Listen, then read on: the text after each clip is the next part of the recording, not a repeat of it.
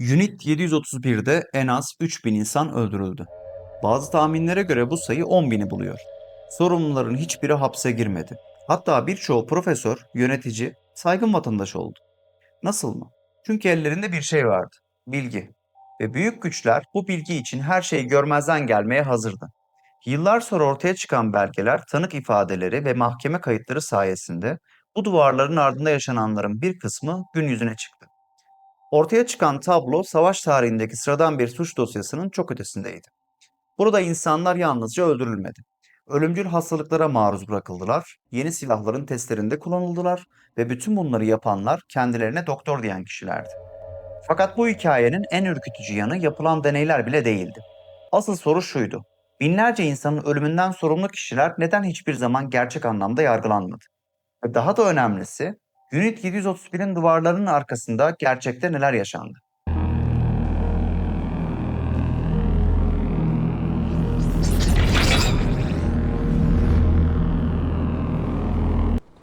Her şeyin merkezinde tek bir isim vardı: Shiro Ishii.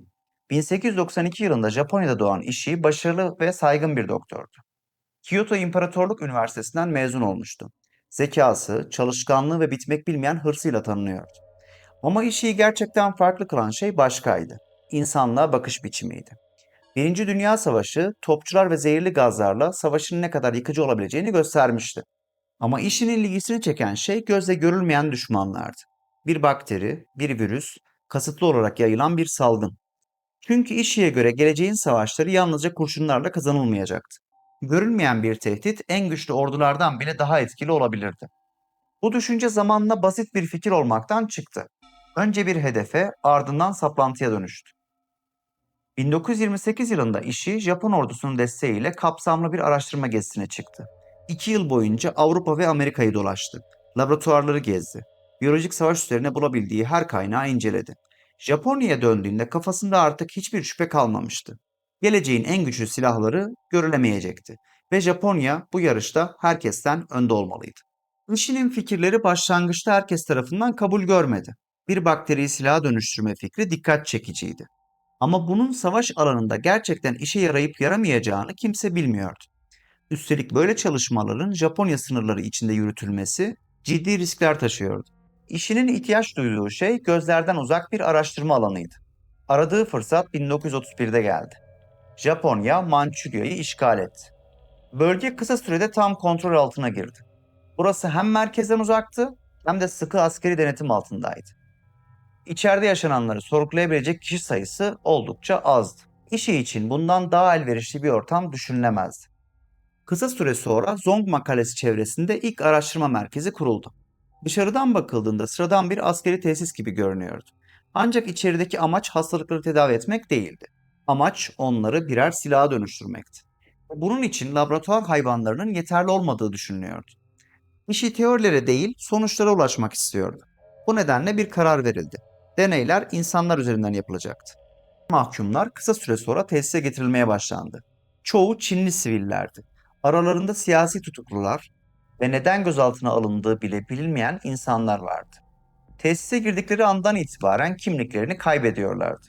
Artık birer mahkum değil, araştırma kayıtlarındaki numaralardan ibaretti. Araştırmacılar çeşitli bulaşıcı hastalıklar üzerinde çalışmaya başladı. Veba, kolera, tifüs, dizanteri ve şarbon mahkumlara bulaştırılıyor, ardından hastalığın seyri gün gün takip ediliyordu. Her semptom, her organ hasarı, her ölüm anı titizlikle kaydediliyordu. Ancak bir süre sonra araştırmacılar için yeni bir ihtiyaç ortaya çıktı. Ölen insanların bedenleri incelenebiliyordu. Fakat hastalığın ilerleyişi sırasında, yani ölüm gerçekleşmeden önce vücudun içinde tam olarak neler yaşandığını da görmek istiyorlardı. İşte bu düşünce Unit 731'in en karanlık uygulamalarından birinin önünü açtı. Bazı mahkumlar ameliyat masalarına götürülmeye başlandı. Ancak yapılan işlemlerin amacı tedavi değildi. Amaç gözlemdi. Araştırmacılar hastalıkların insan vücudunda nasıl ilerlediğini ve organları hangi aşamalarda etkilediğini anlamaya çalışıyordu. Habarovsk davalarında tanıklar birçok müdahalede anestezi kullanılmadığını ifade etti. Çünkü anestezinin deneylerin sonuçlarını etkileyeceğinden korkuyorlardı. Araştırmacılar akciğerleri, karaciğeri ve diğer iç organları inceliyor, enfeksiyonun vücutta nasıl yayıldığını kayıt altına alıyordu. Bir organ hangi aşamada etkileniyordu? Enfeksiyon ne kadar sürede yayılıyordu? Belirtiler hangi sırayla ortaya çıkıyordu? Canlı denekler üzerinde yürütülen çalışmalar bununla da sınırlı değildi. Bazı deneylerde ağır kan kaybının etkileri incelendi. Kadın mahkumlar da bu süreçten muaf değildi. Frengi ve bel soğukluğu gibi hastalıkların bulaşma süreçleri araştırıldı. Hamile kadınlar üzerinde de çalışmalar yürütüldü. Araştırmacılar bazı hastalıkların anne karnındaki bebeği etkileyip etkilemediğini, enfeksiyonun plasenta yoluyla geçip geçmediğini öğrenmek istiyordu. Bu noktada çalışmalar artık bilimin sınırlarını değil, insanlığın sınırlarını zorluyordu. 1936 yılında Harbin'in güneyindeki Pingfang bölgesinde yeni bir tesisin inşasına başlandı. Bu kez amaç birkaç laboratuvardan oluşan küçük bir merkez kurmak değildi. Amaç kendi içinde çalışan devasa bir kompleks oluşturmaktı. Araştırma laboratuvarları, hapishaneler, krematoryumlar, depolar, elektrik ve enerji tesisleri, yeraltı tünelleri gibi. Kısa süre içinde 150'den fazla bina tamamlandı ve ortaya dönemin en büyük gizli askeri araştırma merkezlerinden biri çıktı. Tesis 6 kilometre karelik bir alanı kaplıyordu. 3000'den fazla personel çalışıyordu. Aynı anda 600 mahkum barındırabiliyordu. Resmi belgelerde tesisin adı oldukça sıradan görünüyordu. Epidemi Önleme ve Su Arıtma Departmanı. Ancak bu isim içeride gerçekten neler yaşandığını gizlemek için seçilmişti. Dünya onu çok farklı bir adla tanıyacaktı. Unit 731. Unit 731 tamamlandığında işinin planlarının artık hayata geçmesinin önünde engel kalmamıştı. Daha fazla bütçe, daha fazla personel, daha fazla mahkum vardı. Ve en önemlisi tüm bunları dış dünyadan gizleyebilecek bir sistem kurulmuştu. Mahkumlar belirli aralıklarla getiriliyor, kayıt altına alınıyor ve hücrelere yerleştiriliyordu. Ancak içeride dikkat çekici bir ayrıntı vardı. Kimse onlara mahkum demiyordu. Personelin kullandığı farklı bir kelime vardı. Maruta. Türkçesiyle kütük. Bu isim rastgele seçilmemişti. Tesisin inşası sırasında çevrede yaşayanlara bölgede bir kereste işletmesi kurulduğu söylenmişti. Maruta kelimesi başlangıçta bu hikayenin bir parçasıydı. Fakat zamanla çok daha karanlık bir anlam kazandı. Araştırmacılar artık insanlardan isimleriyle söz etmiyordu. Onlar bir numaraya, bir dosyaya ya da sadece bir marutaya dönüşmüştü. Çünkü bir insanın kimliğini elinden aldığınızda ona insan gibi davranmamak kolaylaşır. Marutalardan biri kayıtlarda Denek 517 olarak geçen bir adamdı. Gerçek adı Zhou Fengshan'dı. 18 yaşındaydı. Ailesiyle birlikte küçük bir köyde yaşıyordu. Tarlada çalışırken bir gün Japon askerleri tarafından alınmıştı. Suçlaması belirsizdi. Belki direnişçi olmakla, belki sadece yanlış yerde olmakla. Tesise getirildiğinde sağlıklı bir gençti. Donma deneylerinde kullanıldı. Araştırmacılar insan vücudunun aşırı soğuğa ne kadar dayanabileceğini öğrenmek istiyordu. Zoe'nun kolları sıvılarla donduruldu. Sonra farklı yöntemlerle çözülmeye çalışıldı. Sıcak su, ılık su, kuru ısı. Öldüğünde vücudunun yarısı tamamen donmuş, yarısı hala sıcaktı. Araştırmacılar bunu ayrıntılı bir şekilde kaydetti. Zoe'nun annesi oğluna ne olduğunu hiçbir zaman öğrenemedi. İnsanlar önce isimlerini kaybetti, ardından insan olarak görülme haklarını. Yeni mahkumlar getiriliyor, kayıtları oluşturuluyor ve çeşitli incelemelerden geçiriliyordu. Ardından hangi deneylerde kullanılacaklarına karar veriliyordu. Bazıları bulaşıcı hastalıklarla ilgili çalışmalara gönderiliyordu. Bazıları silah testlerine. Bazıları ise insan bedeninin sınırlarını ölçmeye yönelik deneylere. Mahkumların çoğu neden seçildiklerini ya da kendilerinin neyin beklediğini hiçbir zaman öğrenemiyordu. Üstelik Unit 731'in kurbanları yalnızca Çinlilerden oluşmuyordu. Ruslar, Moğollar, Koreliler, direniş hareketlerine mensup kişiler, savaş esirleri ve bazen sadece talihsiz bir şekilde sistemin içine sürüklenen siviller. Araştırmacılar için kişinin geçmişi, mesleği ya da kimliği önemli değildi. Önemli olan tek şey deneylerde kullanılabilecek bir beden olmasıydı.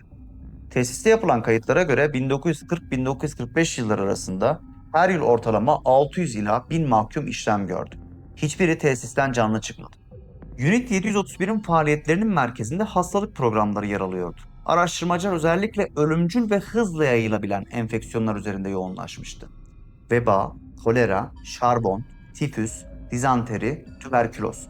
Ancak amaç yalnızca bu hastalıkları incelemek değildi. Asıl hedef onları savaşta kullanılabilecek etkili silahlara dönüştürmekti. Özellikle veba programı büyük önem taşıyordu. Tarih boyunca milyonlarca insanın ölümüne neden olan bu hastalık uygun koşullar altında çok hızlı yayılabiliyordu.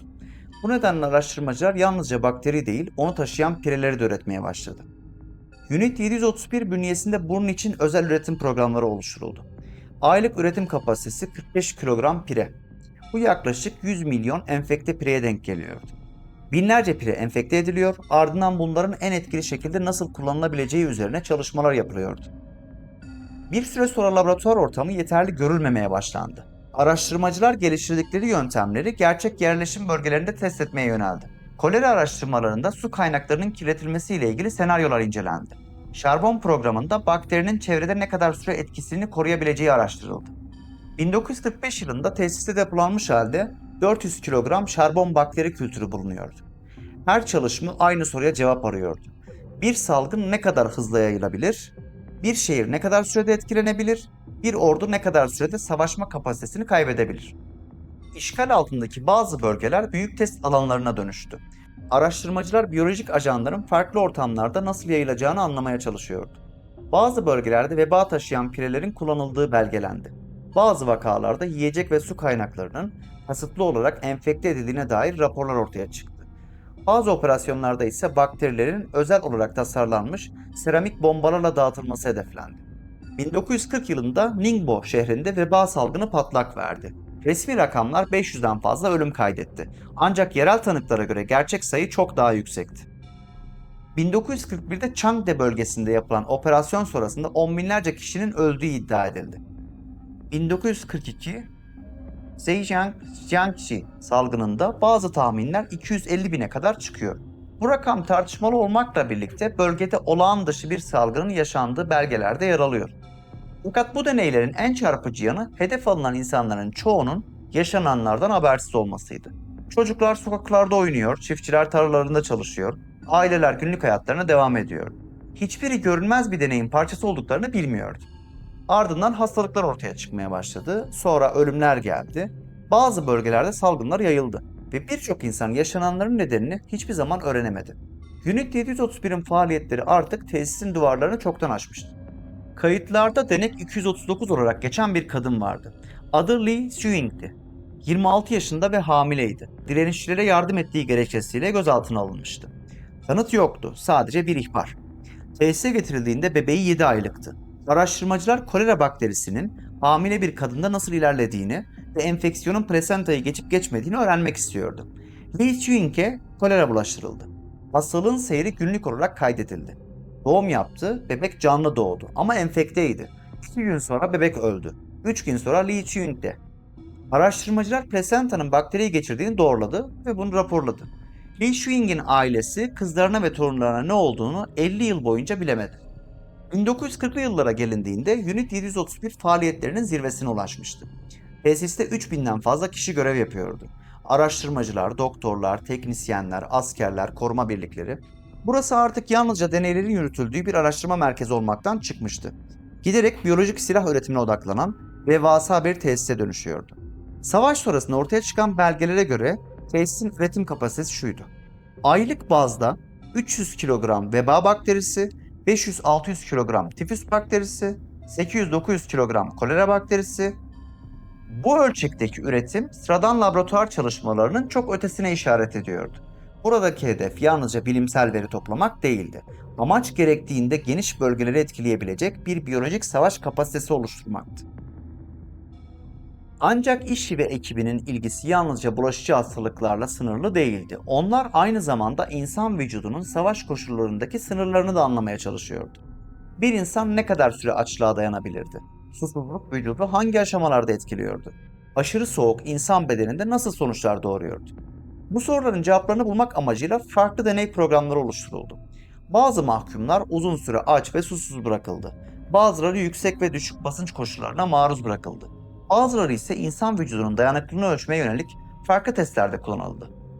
Silahların insan bedeni üzerindeki etkileri de sistemli bir biçimde incelendi. El bombaları, alev makineleri, tüfekler, süngüler. Bazı testlerde denekler belirli noktalara yerleştiriliyor, ardından farklı silahların etkileri gözlemleniyordu. Araştırmacılar elde ettikleri verileri karşılaştırıyor, sonuçları askeri raporlara dönüştürüyordu. Unit 731'de yürütülen çok sayıdaki deney arasından bazıları yıllar geçmesine rağmen unutulmadı. Bunlardan biri donma deneyleriydi. Japon ordusunun bu konuyla ilgilenmesinin pratik bir nedeni vardı. Mançurya'nın sert kış koşulları bölgede görev yapan askerler için ciddi bir sorun oluşturuyordu. Kış aylarında sıcaklık eksi 40 dereceye kadar düşebiliyordu. Çok sayıda asker soğuk kaynaklı yaralanmalar nedeniyle görev yapamaz hale geliyordu. Ordu bu durumun insan vücudunu nasıl etkilediğini anlamak istiyordu. Ve bir kez daha cevaplar mahkumlar üzerinden arandı. Kabarovsk davalarında yapılan ifadelere göre bazı denekler aşırı soğuk koşullara maruz bırakılıyor, ardından oluşan etkiler düzenli olarak gözlemleniyordu. Bazı deneylerde mahkumların uzuvları kasıtlı olarak donduruldu. Sonra farklı çözme yöntemleri denendi. Sıcak su, ılık su, kuru ısı ve son olarak sürtme. Araştırmacılar soğuğun insan bedeni üzerindeki etkilerini ve hangi noktadan sonra kalıcı hasar oluştuğunu anlamaya çalışıyor.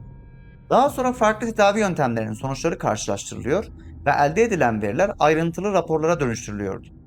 Yıllar sonra konuşan bazı eski çalışanlar bu deneyleri hatırlamanın bile kendileri için zor olduğunu söyledi. Yoshio Shinozuka, Unit 731'de genç bir asistan olarak çalışmıştı. 1990'larda artık yaşlı bir adam olarak konuşmaya başladı. Bir röportajında şöyle anlattı. İlk gün bir çocuğu ameliyat masasına bağladık. Bana baktı ve anne dedi. Anlamadım önce, sonra anladım ben. Annesini istiyordu. O gece uyuyamadım. Ama sabah yine gittim. Çünkü bunu görev olarak görmeyi öğrendik. İnsan değillerdi artık gözümüzde. Marutalardı. Ama şimdi biliyorum. Biz insanlığımızı kaybetmiştik. Shinozuka hayatının geri kalanını özür dileyerek ve tanıklık ederek geçirdi. Ancak herkes maalesef böyle düşünmedi. Yuji Kojima, Unit 731'de kıdemli bir araştırmacıydı. 1980'lerde bir gazeteci ona sordu. Pişmanlık duyuyor musunuz? Cevabı şuydu. Hayır, biz bilim adamıydık. Ülkemiz için çalışıyorduk. Bir amacımız vardı. Pişmanlık falan duymuyorum. Sadece işimizi yaptık. Kojima, Japonya'da saygın bir doktor olarak emekli oldu. Hiçbir zaman yargılanmadı. Çünkü Unit 731'in duvarları arasında geçirilen yıllar boyunca birçok kişi normal koşullarda kabul edilemeyecek şeyleri sıradan görmeye başlamıştı. Belki de en ürkütücü nokta buydu. Yaşananların kendisi kadar insanların zamanla bunlara alışması ve bazılarının hiçbir zaman bu durumdan pişmanlık duymaması. Bu dönemde işinin hedefleri de büyümüştü. Artık yalnızca Çin'deki operasyonlarla ilgilenmiyordu. Biyolojik silahların gelecekte küresel ölçekte kullanılabileceğine inanıyordu. Hazırlanan bazı planlar Sovyetler Birliği'ne hedef alıyordu. Bazıları Çin'de daha geniş çaplı salgınlar oluşturmayı amaçlıyordu. Savaşın sonlarına doğru ise Amerika Birleşik Devletleri'ne yönelik olası biyolojik saldırı senaryoları üzerinde çalışıldığına dair bilgiler de ortaya çıkmıştı. Bunlardan biri daha sonra Cherry Blossoms at Night adıyla anılacaktı. İddiaya göre plan, veba taşıyan pirelerin özel denizaltılarla Amerika'nın batı kıyılarına ulaştırılmasını ve San Diego yakınlarında yayılmasını öngörüyordu. Hedef tarihleri de Eylül 1945'ti. Ancak bu plan hayata geçirilemedi. Çünkü savaşın gidişatı hızla değişiyordu. Ve Unit 731'in yöneticileri artık çok daha büyük bir gerçekle yüzleşmek zorundaydı. Japonya savaşı kaybediyordu. 1945 yılının Ağustos ayında her şey değişti. 6 Ağustos Hiroşima'ya atom bombası atıldı. 9 Ağustos Nagasaki'ye. 9 Ağustos'ta aynı zamanda Sovyetler Birliği Japonya'ya savaş ilan etti ve Mançurya'ya girdi. 15 Ağustos'ta da Japonya teslim olacağını açıkladı. Bu haber Unit 731'e ulaştığında yıllardır gizlilik içinde yürütülen programın sonuna yaklaşmıştı. Festeki yöneticiler tek bir şeyden korkuyordu. Sovyet birlikleri ya da müttefik kuvvetler bölgeye ulaşırsa içeride yaşananların ortaya çıkması kaçınılmaz olacaktı. Bunun üzerine kapsamlı bir yok etme süreci başlatıldı. Belgeler yakıldı, deney kayıtları imha edildi, fotoğraflar ortadan kaldırıldı, bazı binalar havaya uçurulmak üzere hazırlandı. Geriye kalan tüm mahkumlar öldürüldü ve tesisin bazı bölümleri patlatıldı. Yıllarca süren program yalnızca birkaç gün içinde tarihten silinmeye çalışılıyordu. Ancak tüm çabalara rağmen her şey yok edilemedi. Bazı belgeler günümüze ulaştı. Bazı tanıklar yıllar sonra konuştu ve saklanmak istenen sırların bir kısmı ortaya çıktı. Savaş sona erdiğinde birçok kişi bundan sonra ne olacağını tahmin ediyordu. Mahkemeler kurulacaktı, sorumlular yargılanacaktı. Ve Unit 731 yöneticileri yaptıklarının hesabını verecekti. Bunun için yeterince neden vardı. En az 3000 ölü, yıllarca süren insan deneyleri, biyolojik silah programları ve tüm bunları yöneten kişilerin kimlikleri büyük ölçüde biliniyordu. Ancak beklenen olmadı. Çünkü savaş sona ermiş olsa da dünya yeni bir döneme giriyordu. Soğuk savaş başlıyordu. Amerika Birleşik Devletleri ile Sovyetler Birliği arasındaki rekabet her geçen gün daha da sertleşiyordu. Bu ortamda bazı Amerikan yetkilileri Unit 731'in elindeki bilgilerin mahkeme salonlarında kullanılmasından çok daha değerli olduğuna karar verdi. Yıllar boyunca toplanan araştırma verileri, hastalık kayıtları, biyolojik savaş çalışmaları, tüm bunlar dönemin büyük güçleri açısından stratejik önem taşıyor. Özellikle bu bilgilerin Sovyetler Birliği'nin eline geçmesi istenmiyordu. İşte bu noktada tarihin en tartışmalı kararlarından biri alındı. 1946-1947 yılları arasında Amerikan yetkilileri Shiro Ishii ve ekibiyle görüşmeler yaptı. Anlaşma basitti. Ishii ve ekibi ellerindeki tüm araştırma verilerini paylaşacaktı. 8.000 sayfalık rapor, deney kayıtları, fotoğraflar, hastalık üretim yöntemleri, saat testi sonuçları. Karşılığında savaş suçları davalarından muafiyet. Amerika bu bilgilere 250 bin dolar ödedi. 1947 yılı için önemli bir meblağdı bu. Ama asıl önemli olan başka bir şeydi. 1947'de bir Amerikan generali şöyle yazdı. Bu bilgileri kendi başımıza elde etmek 10 yıl ve milyonlarca dolar alırdı. Birkaç Japon doktoru korumak için küçük bir bedel. İşte Unit 731'in asıl skandalı buydu. Yapılanlar değil, yapanların korunması. Bu veriler daha sonra Fort Detrick'teki Amerikan Biyolojik Silah Programı'nda kullanıldı. Bazı iddialara göre CIA'nin MK-Ultra programında da Unit 731 verilerine atıf yapıldı. Bugün bu sürecin bazı ayrıntıları hala tarihçiler arasında tartışılıyor. Ancak sonuç konusunda ciddi bir tartışma yok. Unit 731'in kilit isimlerinin büyük bölümü hiçbir zaman Nazi Almanyası'nın doktorlarının yargılandığı savaş suçları davalarına benzer bir süreçten geçmedi. Birçoğu özgür kaldı. Bazıları kariyerlerine devam etti ve binlerce kurbanın hikayesi uzun yıllar boyunca dünyanın büyük bölümü tarafından bilinmeden kaldı. Sovyetler Birliği ise farklı bir yol izledi. 1949 yılında Khabarovsk davaları başladı. Bu davalarda yalnızca sanıkların isimleri açıklanmadı. Mahkeme salonlarında Unit 731'in faaliyetleri de ayrıntılı biçimde anlatıldı. 12 sanık yargılandı. Bunların arasında generaller, doktorlar ve tesis yöneticileri vardı. Sanıklar biyolojik silah programlarından söz etti, kullanılan hastalıkları anlattı, saha testlerini anlattı, üretim süreçlerini anlattı ve bazıları insan deneylerine ilişkin suçlamaları açıkça kabul etti. Cezalar 2 yıl ile 25 yıl arasında değişti. Ancak dönemin siyasi atmosferi bu ifadelerin etkisini büyük ölçüde gölgeledi. Soğuk Savaş'ın ilk yıllarında Batı dünyasının önemli bir bölümü davalara şüpheyle yaklaşıyordu. Birçok kişi anlatılanların Sovyet propagandasının parçası olduğunu düşündü. Fakat zaman ilerledikçe yeni belgeler ortaya çıktı. Tanıklar konuştu, arşivler açıldı ve elde edilen bulgular Khabarovsk'ta anlatılanların büyük bölümünü doğruladı. Bu nedenle bugün tarihçiler için Khabarovsk davaları en önemli kaynaklardan biri olarak kabul ediliyor. Aslında dünya gerçeğin önemli bir kısmını 1949 yılında duymuştu. Sorun o dönemde buna inanmak istememeleriydi. Bu noktada bir karşılaştırma yapmak gerekiyor. Joseph Mengele Auschwitz'te yaklaşık 400 kişi üzerinde deney yaptı. Shiro Ishii ve ekibi minimum 3000 kişi üzerinde. Mengele savaş suçlusu olarak arandı. Yıllarca kaçtı, saklandı, Güney Amerika'da gizlendi. 1979'da Brezilya'da boğularak öldü. Ishii hiçbir zaman aranmadı. Tokyo'da rahat yaşadı. 1959'da boğaz kanseri nedeniyle doğal sebeplerle öldü. Fark neydi? Mengele'nin verileri kimseye lazım değildi. İşininki ise soğuk savaş için altın değerindeydi. İşte bu yüzden tarih bazen adaletten çok kararlara göre şekillenir. Unit 731'in eski üyeleri zamanla hayatlarına geri döndü.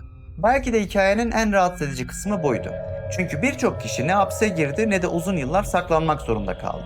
Aksine normal yaşamlarına devam ettiler.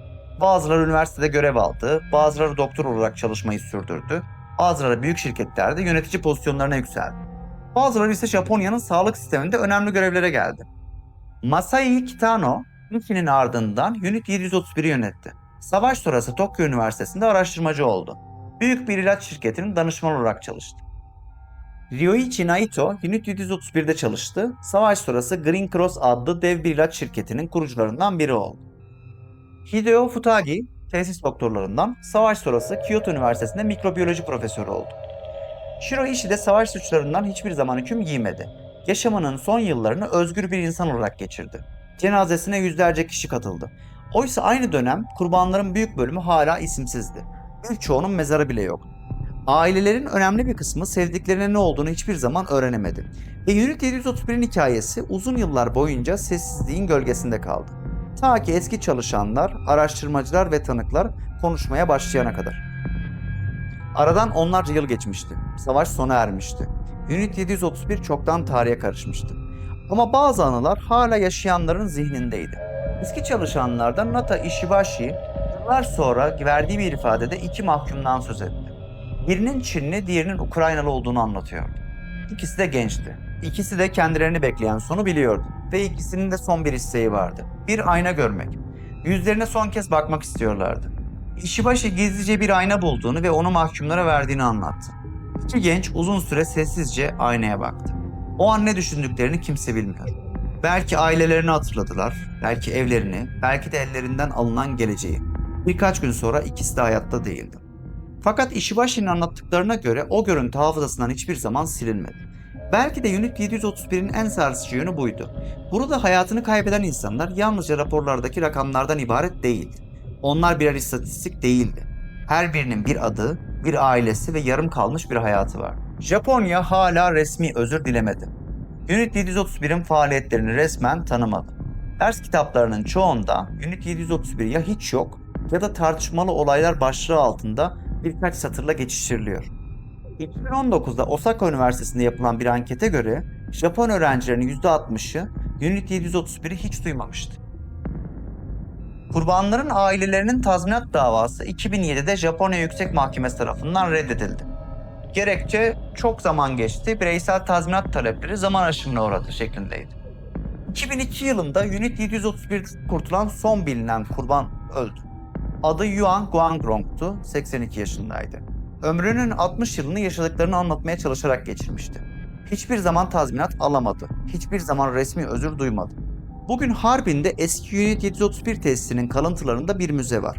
Çin hükümeti tarafından işletiliyor. Japonya'da ise böyle bir müze yok ve resmi söylem hala tartışmalı kelimesinin arkasına saklanıyor. Bu sadece tarih değil, hala devam eden bir adaletsizlik. Bugün Unit 731'in bulunduğu tesislerin büyük bölümü artık ayakta değil. Belgelerin önemli bir kısmı savaşın son günlerinde yok edildi. Pek çok kayıt sonsuza kadar kayboldu. Bu yüzden bazı soruların cevabını muhtemelen hiçbir zaman öğrenemeyeceğiz. Ancak elimizde kalanlar bile yaşananların boyutunu anlamak için yeterli. Çünkü Unit 731'in en sarsıcı yönü yalnızca yapılan deneyler değil. Tarih ne yazık ki savaş suçlarıyla dolu. Burada asıl rahatsız edici gerçek başka bir yerde yatıyor. Bu sistemi kuran ve işleten insanların büyük bölümü savaşın ardından hayatlarına devam etti. Bazıları akademisyen oldu, bazıları devlet kurumlarında görev aldı, bazıları iş dünyasında başarılı kariyerler kurdu. Ve yıllar boyunca toplum tarafından saygın insanlar olarak görüldü. 3.000 ila 10.000 insan öldü. Yüzlerce aile sevdiklerinin ne olduğunu hiçbir zaman öğrenemedi. Amerika 250 bin dolara 8.000 sayfalık rapor aldı ve sorumlular korundu. Oysa kurbanların büyük kısmının adı bile kayıt altına alınmadı. Birçoğunun hikayesi yarım kaldı. Birçoğunun geride bıraktığı izler zamanla silindi. Belki de bu yüzden Unit 731'in hikayesi hala kapanmış bir dosya gibi görünmüyor. Çünkü bazı olaylar yalnızca geçmişte kalmaz. Hatırlanmadıklarında yeniden kaybolurlar. Ve bazı dosyalar gerçekten kapanmaz. Sadece unutulmayı bekler. Burası Umbra evreni.